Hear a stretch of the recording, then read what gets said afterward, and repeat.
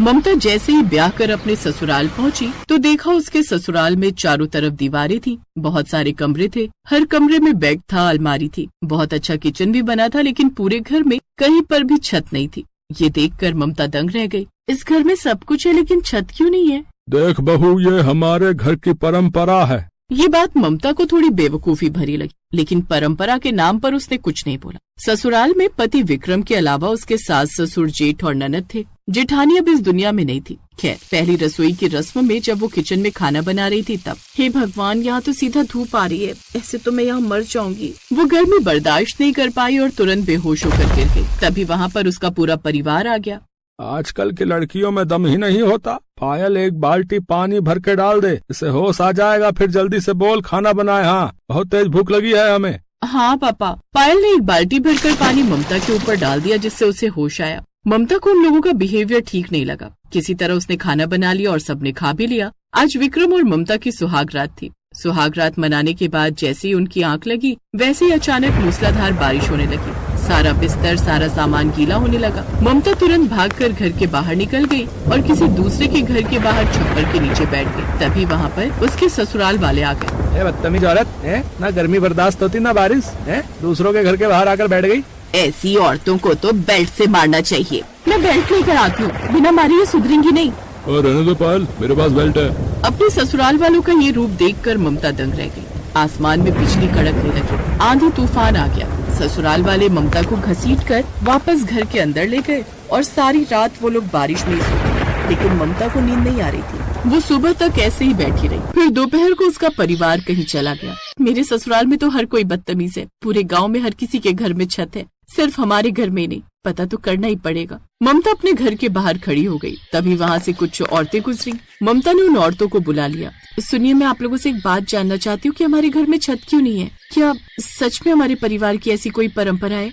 लगता है तेरे ससुराल वाले बाहर ऐश करने गए, इसीलिए तू हमसे बात कर पा रही है। बहू, तुम्हारे ससुराल वालों ने कई बार छत बनवाने की कोशिश की, लेकिन हर बार छत गिर जाती थी। बहुत सारे मिस्त्री, इंजीनियर, बहुत सारे तांत्रिकों ने भी कोशिश की, लेकिन जितनी बार वो लोग छत बनवाते थे, छत खुद ब खुद गिर जाती थी। लेकिन इसके पीछे कारण क्या हो सकता है? बहू, जब से तुम्हारी जेठानी ये दुनिया छोड़कर गई है ना, तब से ये घटनाएं हो रही हैं। वरना उसके पहले तो इस घर में भी छत थी। अब हम लोग चलते हैं, वरना अगर धोखे से तुम्हारे ससुराल वालों ने देख लिया तो तुम्हें बहुत मारेंगे।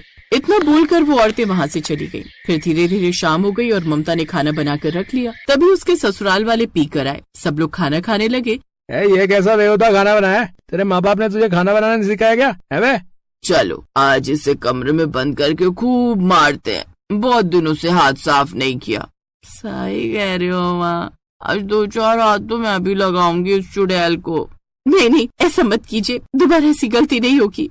चुप कर बेगारत औरत, हम माफ नहीं करने वाले हैं, हमारे हाथों में खुजली हो रही। सारा परिवार मिलकर ममता को मारने लगा। ममता जोर जोर से चिल्लाने लगी। तभी अचानक आसमान में बिजली कड़की और बहुत तेज घनघोर बारिश होने लगी। तो इस तरह ममता पर वो लोग हर दिन जुल्म करने लगे। दोपहर में खाना बनाते वक्त गर्मी की वजह से वो बेहोश भी हो जाती थी और जब भी पानी बरसता था तो रात भर वो पानी में भीगती रहती थी। उसकी हालत बहुत खराब हो चुकी थी। फिर एक रोज जब उसके ससुराल वाले कहीं गए हुए थे, तब मेरे ससुराल वालों का जरूर कोई न कोई रहस्य है, मुझे उस रहस्य से पर्दा उठाना ही होगा। ममता उस घर के हर कमरे की तलाशी लेने लगी। तभी उसे एक पुरानी डायरी मिली। वो डायरी उसकी जेठानी ने लिखी थी। जब तक मेरी आत्मा को शांति नहीं मिलेगी तब तक इस घर की छत नहीं टिकेगी। जब जब इस घर की बहुओं पर अत्याचार होगा तब तक आंधी तूफान तेज होगा। जिस दिन इस घर की किसी बहू ने इन लोगों का विरोध कर दिया, उसी वक्त बारिश थम जाएगी। दरअसल कुछ साल पहले जो हरकतें ममता के साथ हो रही थी, वही हरकतें उसकी जेठानी के साथ होती थी। इन सब से तंग आकर उसकी जेठानी ने एक डायरी लिखकर उसी घर में कहीं छुपा दी और फिर उसने खुद को खत्म कर लिया।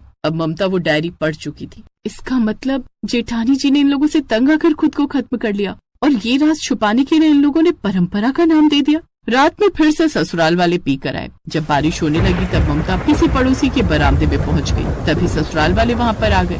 विक्रम ने जैसे उस पर हाथ उठाया, वैसे ही ममता ने उसका हाथ पकड़कर विक्रम चिल्ला उठा, बहुत बर्दाश्त कर ली तुम लोगों की बदतमीजी, अब कोई अत्याचार नहीं चलेगा तुम लोगों का। उसने इतना बोला ही था कि तभी अचानक बारिश बंद हो गई। अब ममता मन ही मन सोचने लगी, जैसे ही मैंने इन लोगों का विरोध किया वैसे ही बारिश बंद हो गई। इसका मतलब डायरी में जो लिखा है वो सच है। जेठानी जी की आत्मा यहीं कहीं है।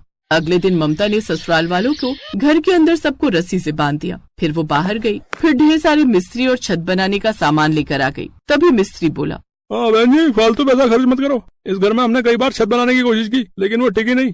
या तो आज छत टिकेगी या इन लोगों पर ही गिर जाएगी। उसके ससुराल वाले डर गए। बहू ऐसा मत कर, अगर तूने छत बनाई तो पूरी छत हम लोगों के ऊपर ही गिर जाएगी। चुप कर बुढ़िया। जेठानी जी, आप जहाँ भी हो, आज मैं आपको मुक्ति दिला कर रहूंगी। ये सारे लोग छत के नीचे दबकर मर जाएंगे आज। धीरे धीरे मिस्त्रियों ने छत बनानी शुरू कर दी। इधर उसके ससुराल वाले, बहू हमें माफ कर दे, आज के बाद हम तुझ पर कोई अत्याचार नहीं करेंगे।